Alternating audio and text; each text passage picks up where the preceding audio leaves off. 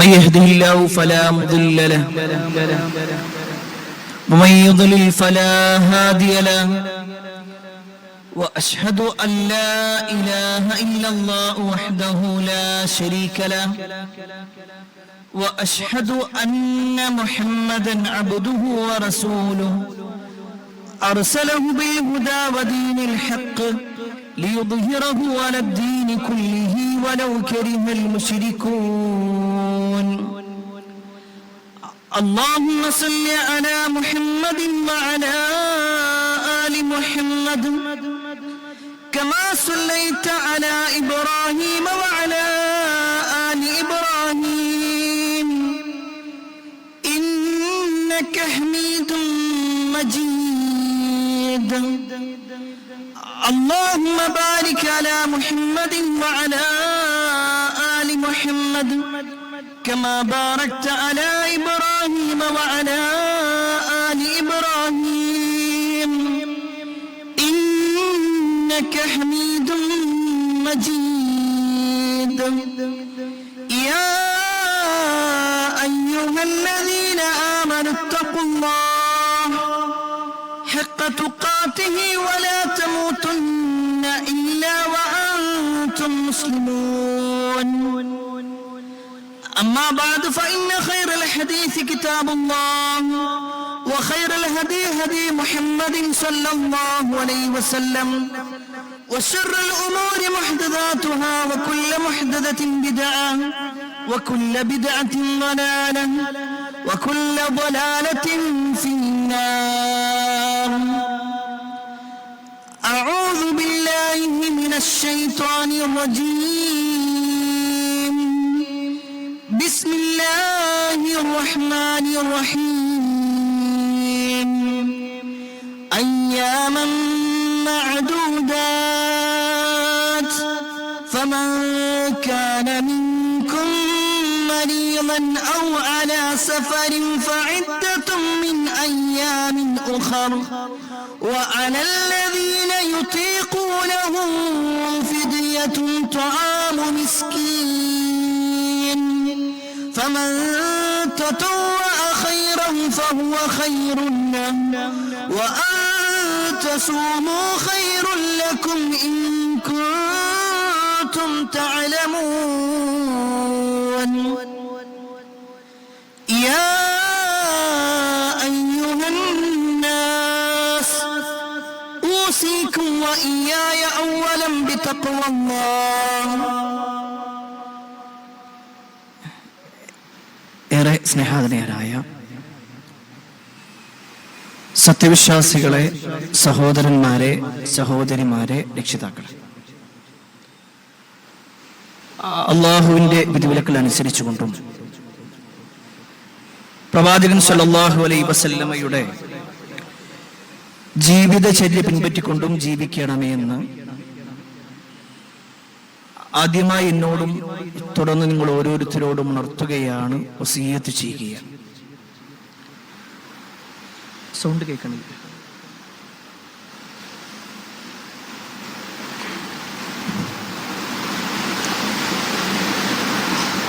അള്ളാഹുവിന്റെ അപാരമായ അനുഗ്രഹത്താൽ ഏറെ ദിവസങ്ങളായി നമ്മൾ കാത്തുകൊണ്ടിരിക്കുന്ന റമളാനാകുന്ന അതിഥി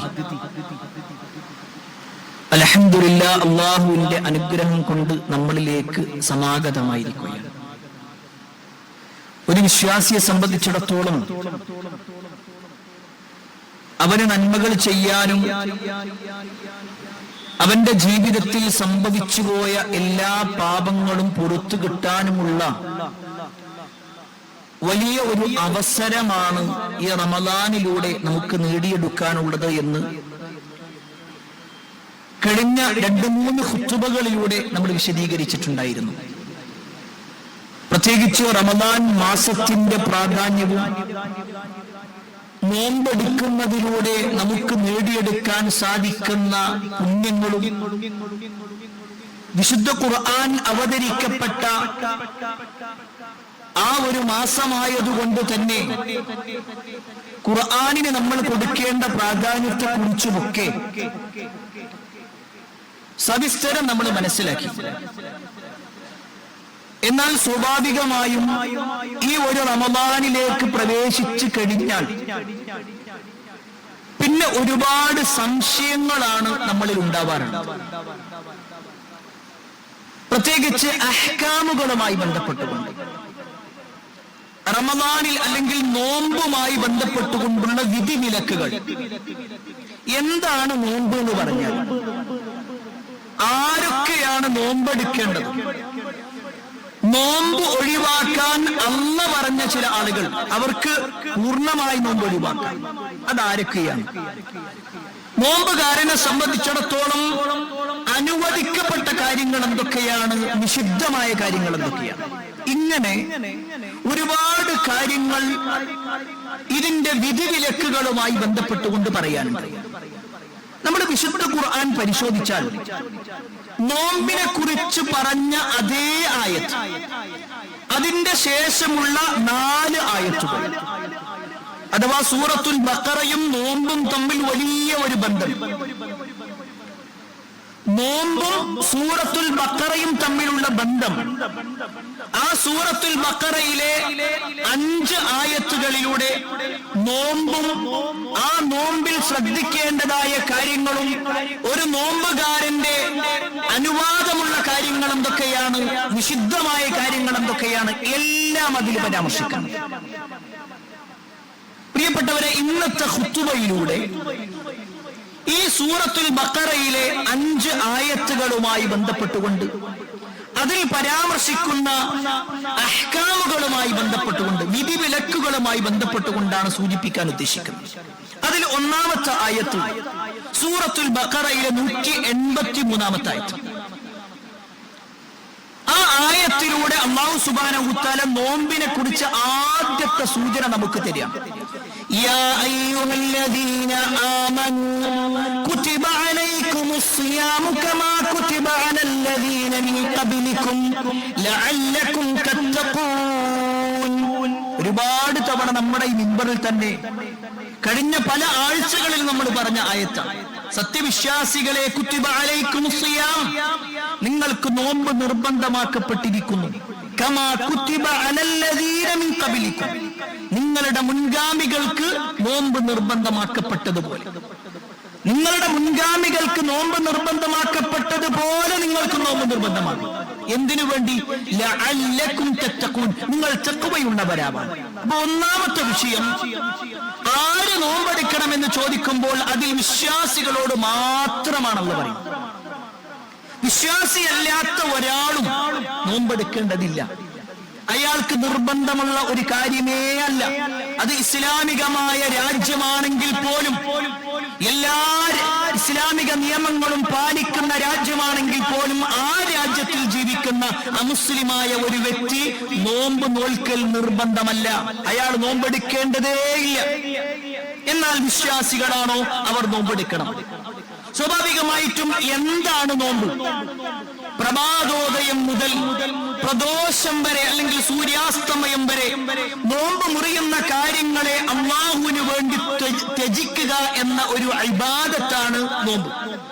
രാവിലെ മുതൽ വൈകുന്നേരം വരെ, നമ്മുടെ ഭാഷയിൽ പറഞ്ഞാൽ സുബഹിന്റെ സമയം മുതൽ മഗ്രിബിന്റെ സമയം വരെ നോമ്പ് മുറിയുന്നതായ കുറെ കാര്യങ്ങളുണ്ട്.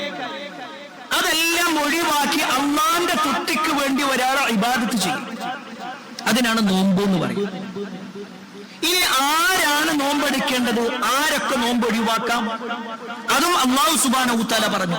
തൊട്ടടുത്ത ആയത്ത് 184-ാമത്തെ ആയത്തിലൂടെ, സൂറത്തുൽ ബഖറയിലെ 2-ാമത്തെ ആയത്ത് അല്ലെങ്കിൽ 184-ാമത്തെ ആയത്തിലൂടെ അല്ലാഹു പറയാണ്, അയ്യാമൻ മഅദൂദാത്ത്, എണ്ണപ്പെട്ട ദിവസങ്ങളാണ് നിങ്ങൾ നോമ്പെടുക്കേണ്ടത്. എല്ലാ ദിവസവും നോമ്പെടുക്കണം. എണ്ണപ്പെട്ട ദിവസങ്ങൾ. ആ ദിവസങ്ങൾ ഏതാണ്? റമദാനുമായി ബന്ധപ്പെട്ടുകൊണ്ടാണ് പറയുന്നത്. എന്നിട്ട് അല്ലാഹു പറയാണ്, ഫമൻ കാന മിൻകും മരിയമാ ഔ അലാ സഫരിൻ ഫഇദ്ദത്തും മിൻ അയ്യാമിൻ ഉഖറ ഈ ഒരു വാചകത്തിലുണ്ട് ആർക്കൊക്കെ നോമ്പുണ്ട്, ആരൊക്കെ നോമ്പ് ഒഴിവാക്കാൻ അനുവാദമുണ്ട് എന്ന് അല്ലാഹു സുബ്ഹാനഹു വ തആല പറയാണ്. ഫമൻ കാന മിൻകും മരീള, നിങ്ങളിൽ ആരെങ്കിലും മറന്നുള്ള അഥവാ രോഗമുള്ള ആളുകളാണെങ്കിൽ, അല്ലെങ്കിൽ ഔ അലാ സഫരിൻ, ഒരു യാത്രയിലാണെങ്കിൽ അവർക്ക് നോമ്പ് ഒഴിവാക്കാൻ അനുവാദമുണ്ട്. പ്രിയപ്പെട്ടവരെ ശ്രദ്ധിക്കുക, രണ്ടാളുകളെ കുറിച്ച് അവിടെ പറഞ്ഞു. ഒന്ന്, രോഗിയെ സംബന്ധിച്ചിടത്തോളം നോമ്പ് ഒഴിവാക്കാം. ആ രോഗി തന്നെ എല്ലാവരും ഒരേപോലെയല്ല.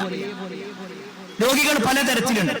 ഞാനത് ഇങ്ങനെ വിശദീകരിച്ചു തരുന്നത്, പലപ്പോഴും ഖുതുബ കഴിഞ്ഞാലാണ് പല ആളുകളും സംശയം ചോദിക്കാറുള്ളത്.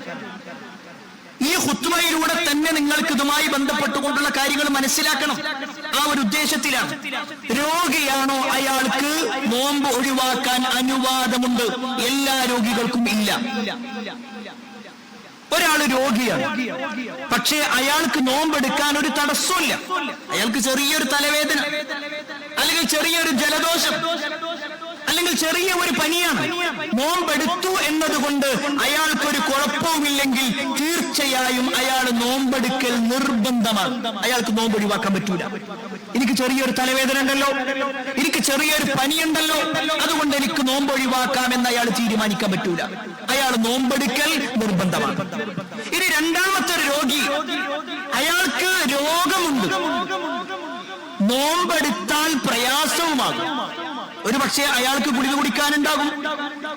അയാൾ നോമ്പെടുത്താൽ അയാൾക്ക് ശാരീരികമായ ബുദ്ധിമുട്ട് വരും. അയാളെ പരിശോധിച്ച ഡോക്ടറും പറഞ്ഞു, നിങ്ങളിപ്പോ തൽക്കാലം നോമ്പ് ഒഴിവാക്കല നല്ലത്. എങ്കിൽ അയാൾ നോമ്പ് ഒഴിവാക്കണം. അയാൾ ഒഴിവാക്കണം. അയാൾക്ക് ശാരീരികമായ ബുദ്ധിമുട്ടുണ്ടാകുമെങ്കിൽ അയാൾ നോമ്പ് ഒഴിവാക്കുകയാണ് വേണ്ടത്. അത് നമുക്ക് ഹദീസുകളിൽ കാണുവാൻ സാധിക്കും, അത്തരത്തിലുള്ള ആശയങ്ങളുമായി ബന്ധപ്പെട്ടുകൊണ്ട്. എന്നാൽ അയാൾ എന്ത് ചെയ്യണം? അയാൾ രോഗിയായി 3 ദിവസം കിടന്നു എങ്കിൽ ആ 3 ദിവസം അയാൾക്ക് നോമ്പ് ഒഴിവാക്കാം. അയാൾ നോമ്പുകാരനല്ലാത്തത് കൊണ്ട് തന്നെ അയാൾ ഭക്ഷണം കഴിച്ചു എന്നുള്ളത് അയാളുടെ രോഗശമനം കിട്ടാനും അയാൾക്ക് ആരോഗ്യം തിരിച്ചു കിട്ടാനും വേണ്ടി അയാൾക്ക് ഭക്ഷണം കഴിക്കാം, പ്രശ്നമില്ല. കാരണം അള്ളാഹു അനുവദിച്ചതാണ്, അള്ളാഹു അയാൾക്ക് അനുവദിച്ചു കൊടുത്തതാണ്. അതുകൊണ്ട് അയാൾ നോമ്പൊഴിവാക്കി എന്നുള്ളത് കുറ്റകരമല്ല. പക്ഷേ അയാൾക്ക് എത്ര നോമ്പാണോ നഷ്ടപ്പെട്ടത്, ആ നോമ്പ് പിന്നെ അയാൾ നോറ്റുകിട്ടണം. അത് നിർബന്ധം.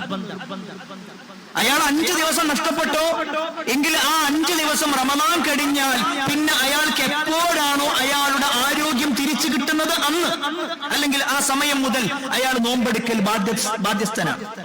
ഇതാണ് രണ്ടാമത്തെ രോഗി. ഇനി മൂന്നാമത്തെ ഒരു രോഗി, അയാളെ സംബന്ധിച്ചിടത്തോളം മാറാരോഗമാണ്. അല്ലാഹു സുബ്ഹാനഹു വ തആല അത്തരത്തിലുള്ള അവസ്ഥകളിൽ നിന്ന് നമ്മയും നമ്മുടെ കുടുംബത്തെയും കാത്തിരക്ഷിക്കുമാറാവട്ടെ. ഒരാൾ മാറാരോഗിയാണ്, അയാൾക്ക് പ്രായം കൂടിക്കൊണ്ടേയിരിക്കുന്നു, അയാളുടെ മരുന്നിന്റെ ഡോസ് കൂടിക്കൊണ്ടിരിക്കുകയാണ്. അയാൾക്ക് ഒരിക്കലും ആ ഒരു മരുന്ന് നിർത്താനോ അയാളുടെ രോഗം ശമിക്കാനോ സാധ്യതയില്ല. അങ്ങനത്തെ രോഗമുള്ള ഒരാൾ എങ്കിൽ അയാൾക്ക് നോമ്പ് ഒഴിവാക്കാം. പിന്നീട് നോറ്റ് വീട്ടാൻ അയാൾക്ക് സാധിക്കാത്തത് കൊണ്ട് തന്നെ അയാൾക്ക് പിന്നീട് നോറ്റ് വീട്ടേണ്ടതുമില്ല. പക്ഷേ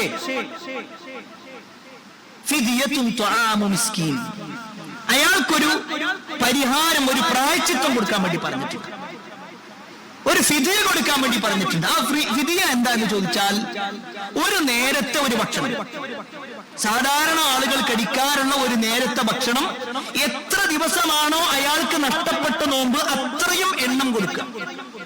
അയാൾക്ക് ഒരു നോമ്പാണ് നഷ്ടപ്പെട്ടതെങ്കിൽ ആ ഒരു നോമ്പിന് തുല്യമായിട്ടുള്ളത് അയാൾ കൊടുക്കുക. മിസ്കീനായിട്ടുള്ള ആളുകൾക്ക്, പാവപ്പെട്ട ആളുകൾക്ക്, സാധുക്കൾക്കാണ് കൊടുക്കേണ്ടത്. അയാൾക്ക് 30 നോമ്പും എടുക്കാൻ കഴിയൂലേ എങ്കിൽ 30 ദിവസത്തിന് കണക്ക് നോക്കിയിട്ട് അയാൾ കൊടുക്കണം. ഇതാണ് ത്വആമു മിസ്കീൻ എന്ന് പറയുന്നത്. ഇനി നാലാമത്തെ ഒരു രോഗിയുണ്ട്.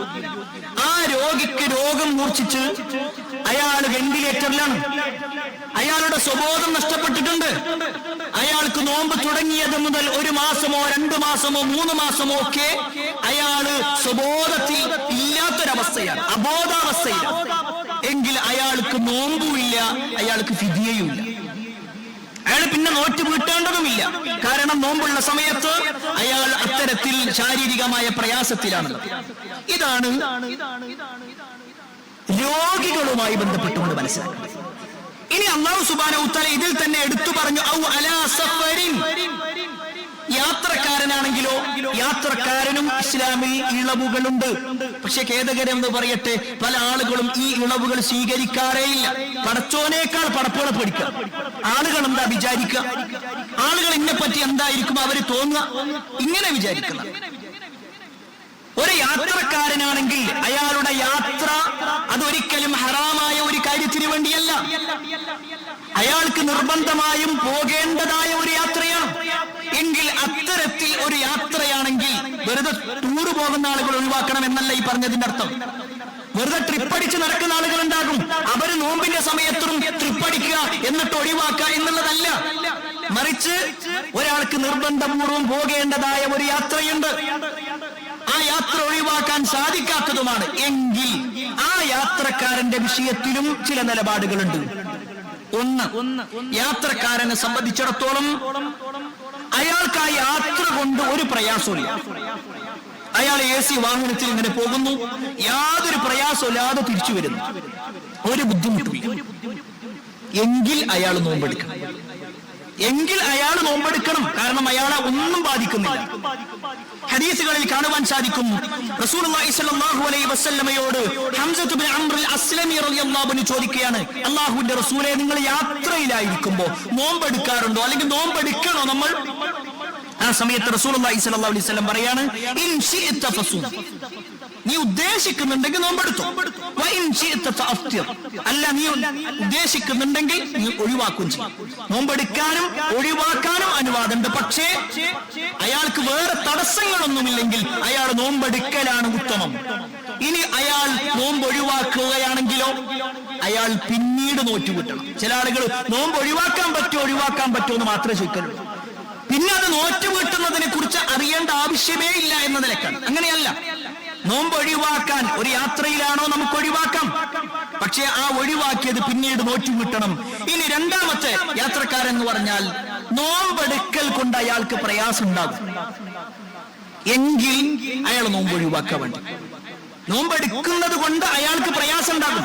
ഇവിടെ പല ആളുകൾക്ക് സംശയം ഉണ്ടാകും, ഈ സഫർ യാത്ര എന്ന് പറയുമ്പോൾ അത് എത്ര കിലോമീറ്റർ പോകുമ്പോഴാണ് ഒഴിവാക്കേണ്ടത്? പണ്ഡിതന്മാർക്കിടയിൽ ഒരുപാട് ചർച്ചകൾ ആ വിഷയത്തിൽ.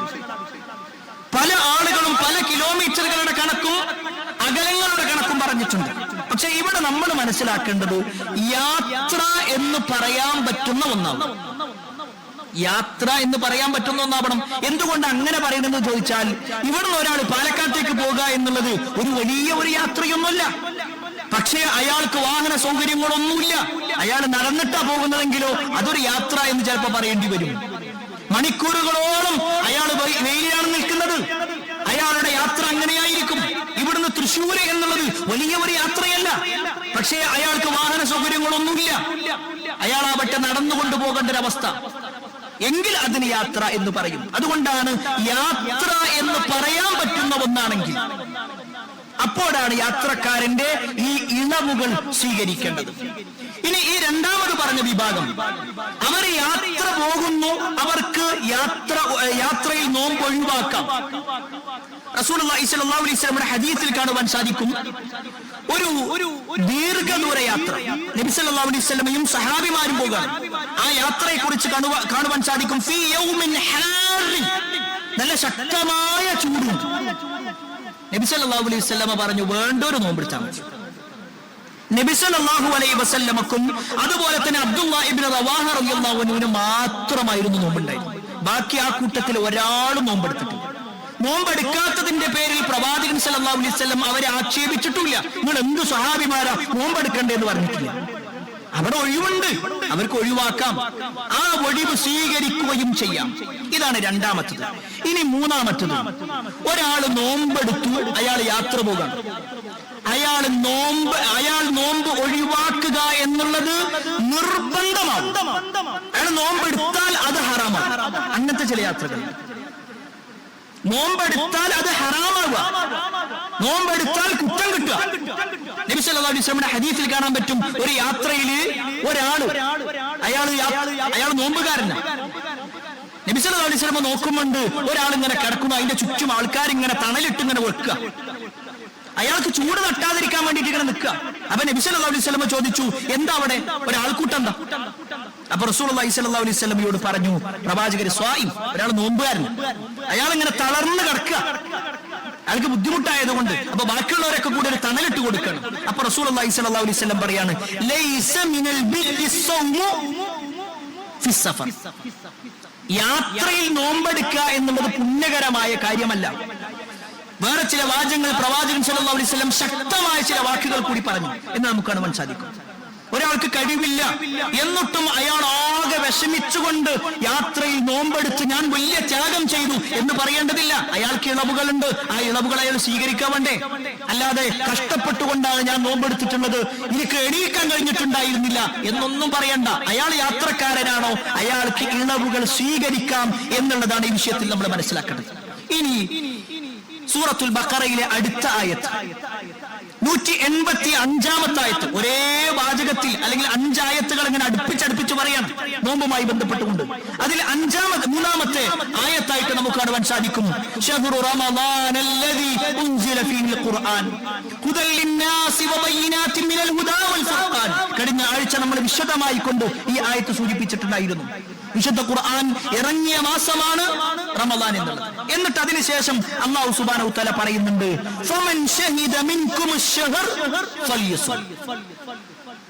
ആരാണ് നോമ്പെടുക്കേണ്ടതെന്ന് കേട്ടോ.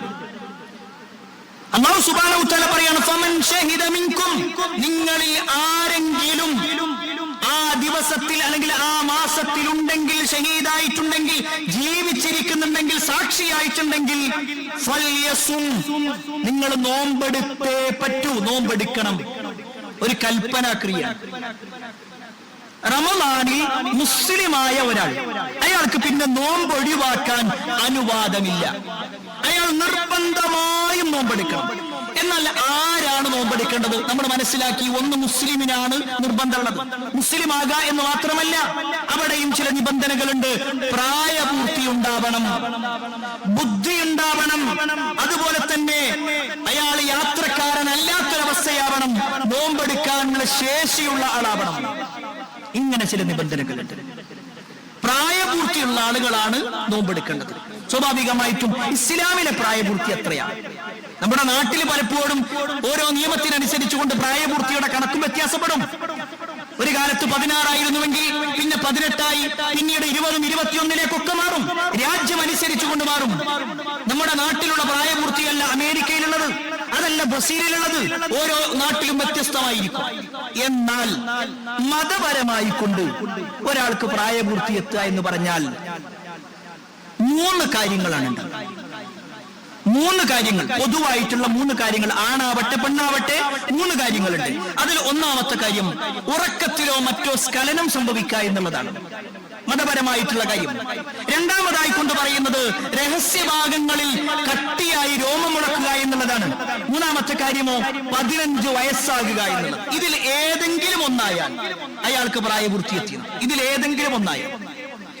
ഇനി സ്ത്രീകളാണെങ്കിൽ അല്ലെങ്കിൽ പെൺകുട്ടികളാണെങ്കിൽ അവിടെ ഒരു നിബന്ധന കൂടി ചേർക്കപ്പെട്ടു. 4-ൽ ഏതെങ്കിലും ഒന്ന്. ഈ പറഞ്ഞ 3 4-ാമത്തെ ഒരു കാര്യം ആർത്തവം ഉണ്ടാകുക, ഹൈലുണ്ടാകുക എന്നുള്ളത്. ഈ 4-ൽ ഏതെങ്കിലും ഒരാൾക്ക് സംഭവിച്ചാൽ അയാൾ നിർബന്ധമായും നോമ്പെടുക്കണം. അയാൾക്ക് പ്രായപൂർത്തിയെത്തിയിട്ട്. എന്നാൽ ഈ പ്രായം എത്താത്ത കുട്ടികളുടെ കാര്യത്തിലോ അവർക്ക് വേണമെങ്കിൽ നോമ്പെടുപ്പിക്കാം. അവിടെ ചില നിബന്ധനകൾ അവിടെ പണ്ഡിതന്മാർ വിശദീകരിച്ചിട്ടുണ്ട്. നിർബന്ധമായും കുട്ടികളെ കൊണ്ട് നോമ്പെടുപ്പിക്കണമെന്നില്ല. എന്നാൽ അവരെ അതിലേക്ക് പ്രാപ്തരാക്കുക. ചെറിയ കുട്ടികളാണ്, ഒരു പകുതി വരെ നോമ്പെടുക്കാനേ പറ്റുള്ളൂ. എന്നാ അവരോട് പറയാ ഉച്ചവരെ നോമ്പെടുത്താൽ മതി. അതിലും ചെറിയ കുട്ടികളാണ്, എന്നാ 10 മണി വരെ മതി. പക്ഷേ അത് ചെയ്യുന്നതോടൊപ്പം അവരെ പ്രോത്സാഹിപ്പിക്കുക. നമ്മുടെ മുൻഗാമികളായ സ്വഹാബത്തിനെ സംബന്ധിച്ചിടത്തോളം നിർബന്ധ നോമ്പായ റമളാനിന്റെ നോമ്പല്ല, അതിനു മുമ്പുണ്ടായിരുന്ന ചില നോമ്പുകൾ ഉണ്ടായിരുന്നു. പ്രത്യേകിച്ച് മുഹറം മാസത്തിലുള്ള നോമ്പ് അവർ നോമ്പെടുത്തു എന്ന് മാത്രമല്ല തങ്ങളുടെ കുട്ടികളെ കൂടി നോമ്പെടുപ്പിച്ചു. എന്നിട്ട് കുട്ടികൾ കരയുമ്പോ അവർക്ക് കളിക്കാനുള്ള വസ്തുക്കൾ കൊടുക്കുന്നു. അവരതിന് ശ്രദ്ധ തെറ്റിക്കാൻ വേണ്ടിയിട്ട്, ഭക്ഷണം ചോദിക്കുന്ന സമയത്ത് ശ്രദ്ധ തെറ്റിക്കാൻ വേണ്ടിയിട്ട് ചെയ്യാറുണ്ടായിരുന്നു എന്ന് വരെ ചരിത്രങ്ങളിൽ നമുക്ക് കാണുവാൻ സാധിക്കും. ഇനി നോമ്പെടുക്കേണ്ട രണ്ടാമത്തെ നിബന്ധന എന്താണെന്ന് ചോദിച്ചാൽ ബുദ്ധി ഉണ്ടായിരിക്കുക എന്നുള്ളതാണ്. മജ്നൂനായ ഒരാൾ, ഭ്രാന്തുള്ള ഒരാളെ സംബന്ധിച്ചിടത്തോളം അയാൾക്ക് നോമ്പ് നിർബന്ധമല്ല. ഇനി അയാൾ നോമ്പെടുത്തിട്ടും കാര്യമില്ല. കാരണം ബുദ്ധിയില്ലാത്ത ഒരാൾ നോമ്പെടുക്കുക എന്നുള്ളത് റസൂലുള്ളാഹി സ്വല്ലല്ലാഹു അലൈഹി വസല്ലം പഠിപ്പിച്ചിട്ടില്ല. ഹദീസിൽ കാണുവാൻ സാധിക്കും, റുഫിഅൽ ഖലമു അൻ തലാസ, മൂന്നാളുകളുടെ കാര്യത്തിൽ പേന ഉയർത്തപ്പെട്ടിട്ടുണ്ട്. അഥവാ അല്ലാഹു സുബ്ഹാനഹു വ തആല അവന്റെ കാര്യങ്ങളൊന്നും രേഖപ്പെടുത്തൂല. ഒന്ന്, ഒരു കുട്ടി, ആ കുട്ടിക്ക് പ്രായപൂർത്തി അല്ലെങ്കിൽ വിവേകമെത്തുന്നത് വരെ ആ കുട്ടി എന്ത് ചെയ്താലും അല്ലാഹു അതിന് കുറ്റം എഴുതൂല. അതൊരു കുറ്റമായിട്ട് രേഖപ്പെടുത്താൻ വേണ്ടി മലക്കളോട് പറയൂല. രണ്ടാമത്തത്, ഒരാള് ഉറക്കത്തിൽ ഉറങ്ങിക്കൊണ്ടിരിക്കുന്ന സമയത്ത് അയാൾ എന്ത് ചെയ്താലും അയാൾ കുറ്റക്കാരനല്ല. ആ സമയത്തും അവന്റെ പേന ഉയർത്തപ്പെട്ടിട്ടുണ്ട്. അഥവാ അവന്റെ കാര്യങ്ങൾ രേഖപ്പെടുത്തുകയില്ല മലക്കുകൾ. മൂന്നാമത്തതാണ്, ഒരാൾക്ക് സ്വബോധമില്ല, ബുദ്ധി മറഞ്ഞുപോയ അവസ്ഥയായി എങ്കിൽ അയാൾക്ക് എന്നാണോ ബുദ്ധിയുള്ള അവസ്ഥയാകുന്നത് അപ്പോൾ മാത്രമേ അയാൾക്ക് ഈ നിബന്ധനകൾ ബാധകമാകുന്നുള്ളൂ. ഇനി മറ്റൊരു വിഷയം ഇതിൽ ചേർത്തു പറയേണ്ട ഒരു കാര്യമാണ് ആരോഗ്യമുണ്ടാകുക എന്നുള്ളത്. ആരോഗ്യമുള്ള ആളായിരിക്കണം. നേരത്തെ സൂചിപ്പിച്ചു, രോഗികളെ സംബന്ധിച്ചിടത്തോളം നോമ്പ് ഒഴിവാക്കപ്പെട്ടിട്ടുണ്ട്. എങ്കിൽ അതുപോലെ ഒരു കുറവായി എണ്ണപ്പെട്ടിട്ടുള്ളതാണ് സ്ത്രീകളെ സംബന്ധിച്ചിടത്തോളം. അവർക്ക് മെൻസസ് ഉണ്ടാകുന്ന സമയം അവർ നോമ്പെടുക്കേണ്ടതില്ല. അത് ഇസ്ലാം കൊടുത്ത ഇളവാണ്. അതുപോലെ തന്നെ നിഫാസുള്ള സമയം, പ്രസവരക്തമാണെങ്കിൽ അങ്ങനെയുള്ളവർക്കും നോമ്പൊഴിവാക്കാം. ഖേദകരമെന്ന് പറയട്ടെ, ഈ ഒരു കാര്യം ശ്രദ്ധിക്കുമ്പോൾ പോലും ചില ആളുകൾ അശ്രദ്ധമായി പോകുന്നൊരവസ്ഥ ഉണ്ട്. 6:30 മണിക്കാണ് മഗ്രിബ് ബാങ്കെങ്കിൽ ഒരു 6 മണിക്കാണ് മെൻസസ് ഉണ്ടാവണമെന്ന് വിചാരിച്ചോ ചില ആൾക്കാർ അത് മിണ്ടാവെക്കും. അത് മിണ്ടാതെക്കുക. എന്തായാലും ഇനിയിപ്പോ കുറച്ച് സമയം കൂടിയല്ലേ, ഇത്രയേറെ പട്ടിണി കടന്നില്ലേ? അല്ല, അവിടെ ഒഴിവാക്കുകയാണ് വേണ്ടത്. ആ നോമ്പ് പിന്നീട് എന്തായാലും നോറ്റുകിട്ടും. കാരണം അവർക്കറിയാം, അവർക്ക് ഇളവുള്ള ഒരു കാര്യമാണ്. ആ ഇളവ് പടച്ചോ നൽകിയതാണ്. റസൂലുള്ളാഹി സ്വല്ലല്ലാഹു അലൈഹി വസല്ലമയുടെ ഹദീസിൽ തന്നെ കാണുവാൻ സാധിക്കും, അലൈസ ഇദാ ഹാവത് ലം തുസല്ലി വലം തസും ഫദാലിക തുഫ്സാനു ദീനിഹാ. പ്രവാചകൻ സ്വല്ലല്ലാഹു അലൈഹി വസല്ലം പറയാണ്, ആർത്തവം ഉണ്ടായി കഴിഞ്ഞാൽ ഒരു പെണ്ണ് അവൾ നോമ്പ് അനുഷ്ഠിക്കുകയും നമസ്കരിക്കുകയും ചെയ്യേണ്ടതില്ല. രണ്ടും അവൾക്ക് ഒഴിവുണ്ട്, രണ്ടും ഒഴിവാണ്. പക്ഷെ പിന്നീട് അവൾ നോമ്പ് നോറ്റുവിട്ടണം, നിസ്കാരമല്ല. അപ്പോൾ നിസ്കാരം അവൾക്ക് ഇളവുണ്ട്. പക്ഷേ നോമ്പ് അത് കൃത്യമായിട്ട് എണ്ണം പറഞ്ഞ് ചെയ്യേണ്ടതാണ്. അത് കൃത്യമായി കൊണ്ട് തന്നെ അവൾ നിർവഹിക്കുകയും വേണ്ടതുണ്ട് എന്നതുകൂടി ഈ ആയത്ത് നമ്മെ പഠിപ്പിക്കുന്നുണ്ട്. അതുപോലെ തന്നെ പ്രിയപ്പെട്ടവരെ, സൂറത്തുൽ ബഖറയിലെ അടുത്ത ഒരു ആയത്ത് ഈ റമളാനുമായി ബന്ധപ്പെട്ടുകൊണ്ട്, നോമ്പുമായി ബന്ധപ്പെട്ടുകൊണ്ടിട്ടുള്ള ഒരു വാചകത്തിൽ നമുക്ക് കാണുവാൻ സാധിക്കും, വഇദാ സഅലക ഇബാദി അന്നി ഫഇന്നി ഖരീബ് ഉജീബു ദഅവത ദാഇ ഇദാ ദഅൻ ഫയസ്തജീബു ലി വൽയുഅ്മിനൂ ബി ലഅല്ലഹും യർഷുദൂൻ. ഒരു പക്ഷേ തൗഹീദിന്റെ ആയത്ത് എന്ന നിലക്കാണ് ഈ ഒരു ആയത്തിന് പല ആളുകളും കാണാറുള്ളത്. എന്നാൽ നോമ്പിന്റെ ഇടയിൽ അല്ലാഹു സുബ്ഹാനഹു വ തആല ഈ ആയത്ത് കൊടുക്കുക. ആദ്യം പറഞ്ഞ 3 ആയത്തുകളിലും നോമ്പിനെ കുറിച്ച് പരാമർശിച്ചു. 5ാമത്തെ ആയത്തിലും നോമ്പിനെ കുറിച്ച് തന്നെയാണ് പരാമർശിക്കുന്നത്. പക്ഷെ അതിനിടയിൽ അല്ലാഹു സുബ്ഹാനഹു വ തആല ഈ ഒരു വാചകം കൊടുക്കണം. ഒരു നോമ്പുകാരന്റെ ദുആഇനെ കുറിച്ച് മനസ്സിലാക്കി. എന്താണ് നോമ്പുകാരന്റെ ദുആഇന്റെ പ്രത്യേകത? നബി സല്ലല്ലാഹു അലൈഹി വസല്ലം പറയാണ്, സലാത്തു ദഅവാത്തു മുസ്തജാബാത്തു ലാ ശക്ക ഫിഹിന്ന. 3 ആളുകളുടെ പ്രാർത്ഥന തീർച്ചയായും അത് സ്വീകരിക്കും, ഒരിക്കലും അത് തള്ളപ്പെടുകയില്ല. അതിൽപ്പെട്ട ഒന്നാണ് ദഅവത്തുസ് സ്വായിം, നോമ്പുകാരന്റെ പ്രാർത്ഥന. നോമ്പുകാരന്റെ പ്രാർത്ഥന നമ്മൾ ബാക്കിയുള്ള ഏത് സമയം നോക്കിക്കഴിഞ്ഞാലും ഒരു പ്രത്യേക ഒരു ടൈമിൽ മാത്രമേ. ഇപ്പൊ വെള്ളിയാഴ്ചയിൽ ഒരു പ്രത്യേക സമയമുണ്ട്, ആ പ്രത്യേക സമയത്താണ് പ്രാർത്ഥിക്കാൻ വേണ്ടി പറഞ്ഞത്. നബി സല്ലല്ലാഹു അലൈഹി വസല്ലം പറഞ്ഞു, ഇന്ന ഫിൽ ജുമുഅത്തി ലസാഅ, തീർച്ചയായും വെള്ളിയാഴ്ച ഒരു സമയമുണ്ട്. ആ സമയത്ത് ഒരാൾ പ്രാർത്ഥിക്കുകയാണെങ്കിൽ അല്ലാഹു തീരുമാനിച്ച ആ സമയവും ഇവന്റെ പ്രാർത്ഥനയുടെ സമയവും ഒന്നിച്ചു വന്നാൽ അല്ലാഹു അത് സ്വീകരിക്കും. ഒരു പ്രത്യേക സമയം അവിടെ എണ്ണി പറഞ്ഞു. അല്ലെങ്കിൽ പ്രത്യേക സ്ഥലം ഇന്ന സ്ഥലത്താകുക.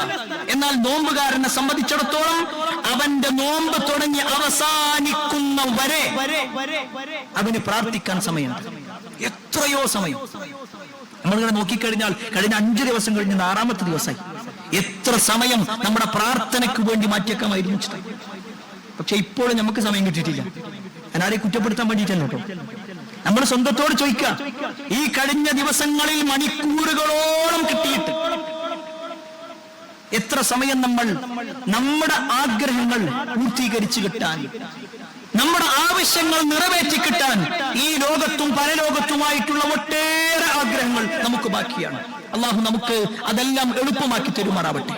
നമ്മുടെ സ്വാലിഹായ ആഗ്രഹങ്ങളെല്ലാം അള്ളാഹു നമുക്ക് പൂർത്തീകരിച്ചു തരുമാറാവട്ടെ. പ്രിയപ്പെട്ടവരെ, ഈ ഒരു ആയത്തിലൂടെ അള്ളാഹു നമ്മളോട് പറയുന്നത് എന്താണെന്നറിയോ? വഇദാ സഅലക ഇബാദി അന്നി ഫഇന്നി ഖരീബ്.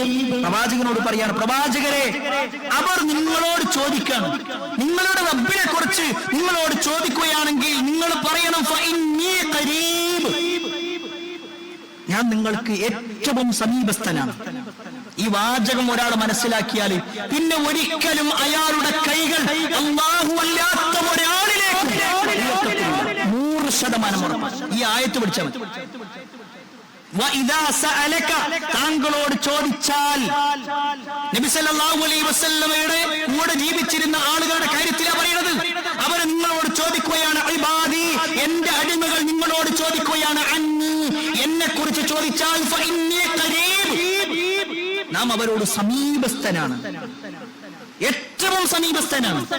എന്നിട്ട് അല്ലാഹു പറയാണ്, ഉജീബു ദഅവത ദാഇ ഇദാ ദഅൻ, പ്രാർത്ഥിക്കുന്നവൻ എന്നെ വിളിച്ച് പ്രാർത്ഥിച്ചാൽ തീർച്ചയായും ഞാൻ അവന് ഫൽയസ്തജീബൂലി വൽയുമിനൂ ബി ലഅല്ലഹും യർഷുദൂൻ, അല്ലാഹു ഉത്തരം തരാനവൻ.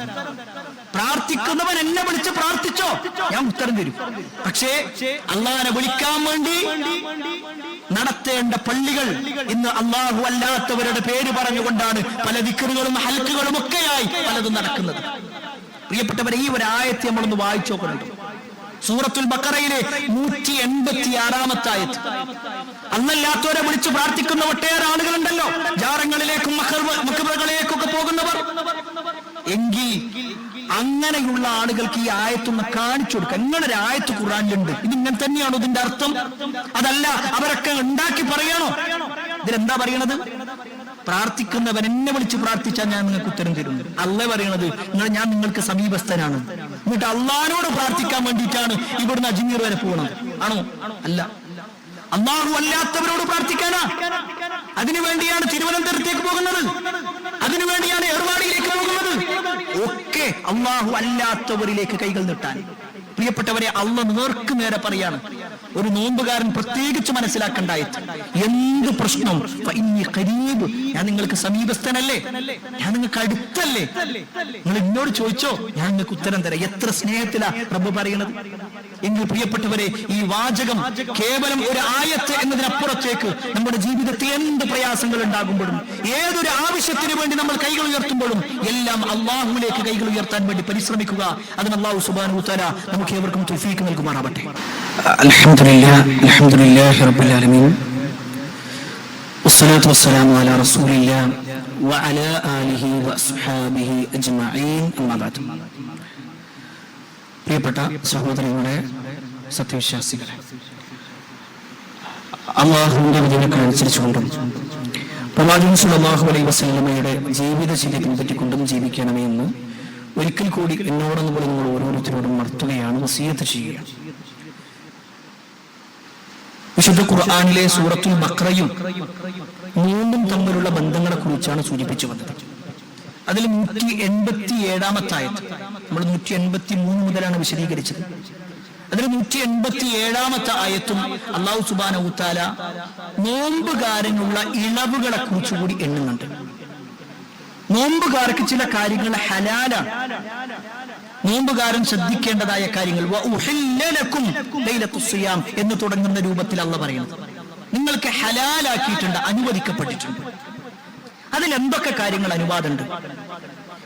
ഇന്ന് പല ആളുകൾക്കും അതിനെക്കുറിച്ച് ധാരണയില്ലാത്തൊരവസ്ഥയാണ്.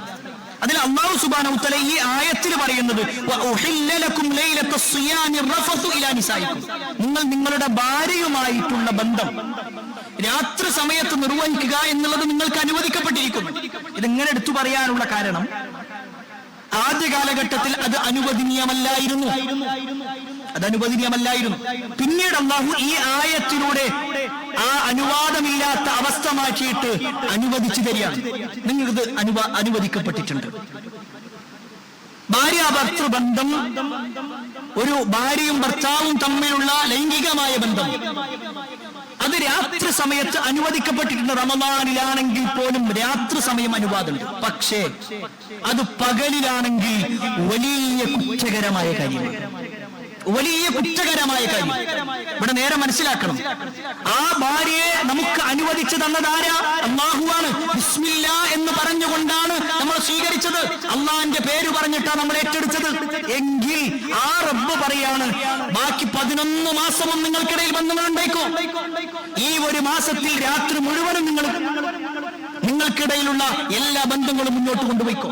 പക്ഷേ പകലിൽ പറ്റൂല. അത് ഭക്ഷണത്തിന്റെ വിഷയത്തിൽ അങ്ങനെ തന്നെയാ. 11 മാസവും കഴിക്കാം, രാത്രിയും കഴിക്കാം, പക്ഷേ പകലിൽ പറ്റൂല. അവിടെ ഒരാൾ അങ്ങനെ ഭാര്യാഭർത്തൃ ബന്ധത്തിൽ ഉണ്ടായാൽ അത് റമദാനിന്റെ പകലിലാണെങ്കിൽ വലിയ കുറ്റകരമാണ് എന്നുള്ളത് നമുക്ക് അറിയാൻ സാധിക്കും. അങ്ങനെ ഒരാൾക്ക് സംഭവിച്ചു. നബി സല്ലല്ലാഹു അലൈഹി വസല്ലമയുടെ അടുക്കൽ അയാൾ ആ തെറ്റ് ഏറ്റുവെന്ന് പറയാണ്. നബി സല്ലല്ലാഹു അലൈഹി വസല്ലമ അതിന്റെ പ്രായശ്ചിത്തം പറഞ്ഞ കാര്യമുണ്ട്. അതിനെന്താണ് പ്രതിക്രിയ എന്ന് പറഞ്ഞിട്ടുണ്ട്. അതിന്റെ വാചകം കണ്ടാൽ തന്നെ അത് എത്ര വലിയ ഗൗരവമുള്ളതാണെന്ന് മനസ്സിലാവും. ഒന്നാമത്തത് നബി സല്ലല്ലാഹു അലൈഹി വസല്ലം പറഞ്ഞ എന്താണെന്നറിയോ? ഒരു അടിമയെ മോചിപ്പിക്കണം എന്നാ പറഞ്ഞു. ഒരു അടിമനെ മോചിപ്പിക്കാം. അതിന് കഴിയോ? അയാൾ പറഞ്ഞു, പ്രവാചകർ അതിനിക്ക് കഴിയൂല. ഇന്നത്തെ കാലഘട്ടത്തിൽ അടിമ സമ്പ്രദായമില്ല. എങ്കിൽ രണ്ടാമത്തെ കാര്യം കേട്ടോ, അടിമയെ മോചിപ്പിക്കാൻ ഒരാൾക്ക് സാധിക്കില്ലെങ്കിൽ 2 മാസം തുടർച്ചയായി നോമ്പെടുക്കും. 2 മാസം തുടർച്ചയായി ഒരു 35 ദിവസം മുന്നോട്ട് പോയി 36ാമത്തെ ദിവസം എന്തോ കാരണത്താൽ ഒഴിവായാൽ വീണ്ടും ആദ്യം മുതലാണ്. അത്ര ഗൗരവമുണ്ട് ഇതിന്. ഇനി അതിനും ഒരാൾക്ക് കഴിയൂലെങ്കിൽ, അതിന് സാധിക്കാത്ത ആളാണെങ്കിൽ മാത്രം 60 ദരിദ്രർക്ക് ഭക്ഷണം കൊടുക്കണം. അപ്പൊ എത്ര ഗൗരവമുണ്ട് ഈ വിഷയത്തിൽ. കാരണം അല്ലാഹു ഒരു കാര്യം പറയാണ്, അത് ചെയ്യരുത് എന്ന് പറഞ്ഞ പിന്നെ ചെയ്യാൻ പാടില്ല. കാരണം അല്ലാഹു അനുവദിച്ചു തന്നതാണ്. അല്ലാഹു അനുവദിച്ചതാണ് ആ വിവാഹ കരാറെങ്കിൽ, നമ്മുടെ ഭാര്യയുടെ ശരീരമെങ്കിൽ അല്ലാഹു സുബ്ഹാനഹു വ തആല പറയാണ് ഇന്ന സമയത്ത് പറ്റൂല എങ്കിൽ അത് പറ്റൂല. അതാണ് മുസ്ലിമിനോടാണ് ഈ പറയുന്നത്. അള്ളാഹുവിന് കീഴൊതുങ്ങിയവന്റെ നിയമമാണ് ഈ പറയുന്നത്. അതോടൊപ്പം തന്നെ അള്ളാഹു ഈ ആയത്തിൽ എണ്ണി പറയുന്ന ഒരു കാര്യം, പ്രഭാതത്തിന് മുന്നേ അയാൾ നിയ്യത്തുണ്ടാവണം. ഇന്ന് ഖേദകരമെന്ന് പറയട്ടെ, പല ആളുകൾക്കും ഇതിനെക്കുറിച്ച് തീരെ ഗൗരവമില്ലാത്തൊരവസ്ഥയാണ്. നിയ്യത്തന്നെ വേണ്ട എന്ന് പറയുന്ന ചില ആളുകൾ, എന്നാൽ നിയ്യത്താവട്ടെ ചൊല്ലി പറഞ്ഞാൽ മാത്രമേ ശരിയാവൂ എന്ന് വിചാരിക്കുന്ന ആളുകൾ. ഇതിന്റെ രണ്ടിന്റെയും മധ്യത്തിലാണ് യഥാർത്ഥ ഇസ്ലാം. കാരണം നബി സല്ലല്ലാഹു അലൈഹി വസല്ലം പറഞ്ഞു, ഇന്നമൽ അഅമാലു ബിന്നിയാത്ത്, എല്ലാ അമലും സ്വീകരിക്കപ്പെടുന്നത് നിയ്യത്ത് കൊണ്ടാണ്. നിസ്കാരം സ്വീകരിക്കണോ? നിയ്യത്ത് വേണം. നോമ്പ് സ്വീകരിക്കണോ? നിയ്യത്ത് വേണം. ഖുർആൻ പാരായണം സ്വീകരിക്കണോ? നിയ്യത്ത് വേണം. എല്ലാ അമലും ഇന്നമൽ അഅമാലു ബിന്നിയാത്ത്. പക്ഷേ അത് ചൊല്ലി പറയണോ വേണ്ടേ? നമ്മുടെ നാട്ടിൽ നിസ്കരിക്കുമ്പോ കാണാം ഉസല്ലി ഫർദ് ളുഹ്ർ എന്നൊക്കെ പറഞ്ഞിട്ട് ചൊല്ലി പറയുന്ന ആളുകളുണ്ട്. വേറെ ചില ആളുകൾ നോമ്പെടുക്കുന്ന സമയത്ത് നവൈതു സൗമ ഗദിൻ എന്ന് തുടങ്ങുന്ന പ്രയോഗങ്ങളാണ് നടത്താറുള്ളത്. എന്നാൽ റസൂലുള്ളാഹി സ്വല്ലല്ലാഹു അലൈഹി വസല്ലം ഹദീസിൽ എവിടെയും അത്തരത്തിൽ ഒരു പ്രയോഗം നടത്തിയതായിട്ട് നമുക്ക് കാണാൻ സാധിക്കില്ല. നബി സല്ലല്ലാഹു അലൈഹി വസല്ലം അങ്ങനെ ചൊല്ലി പറഞ്ഞിട്ടില്ല. പിന്നെ ആ ചൊല്ലി പറയുന്ന വാക്കുകൾ തന്നെ നോക്ക്. നവൈതു, ഞാൻ കരുതി. നവ എന്ന് പറഞ്ഞ കരുതാണ്. നിയ്യത്തിന്റെ മസ്ദർ എന്ന് പറഞ്ഞാൽ ഖൽബാണ്. ഖൽബിൽ ഉണ്ടാകാൻ വേണ്ടേ? അയാൾ അത് ചൊല്ലി പറയേണ്ട ആവശ്യമില്ല. ഞാൻ കരുതിയെന്ന് അപ്പോഴും അയാൾ പറയണത്. കരുതിയാ മതി, അത് ചൊല്ലി പറയേണ്ട ആവശ്യമില്ല. ഇനി ഒരാൾ അങ്ങനെ നിയ്യത്ത് കരുതുന്നുവെങ്കിൽ തന്നെ അത് പ്രഭാതത്തിന് മുന്നാവണം. പ്രഭാതം സംഭവിക്കുന്നതിന് മുമ്പ് അഥവാ സുബ്ഹ് ബാങ്കിന് മുമ്പ് തന്നെ നിയ്യത്തുണ്ടാവണം. അല്ലാതെ അയാൾ ഉറങ്ങിപ്പോയി എന്നിട്ട് സുബഹി കഴിഞ്ഞിട്ടാണ് എണീക്കുന്നത്, തലേ ദിവസമാകട്ടെ അയാളുടെ മനസ്സിൽ അങ്ങനത്തെ ഒരു നിയ്യത്തില്ല, എങ്കിൽ അയാൾക്ക് നോമ്പില്ല. ആ വാചകം അങ്ങനെ തന്നെ നമ്മൾ മനസ്സിലാക്കണം.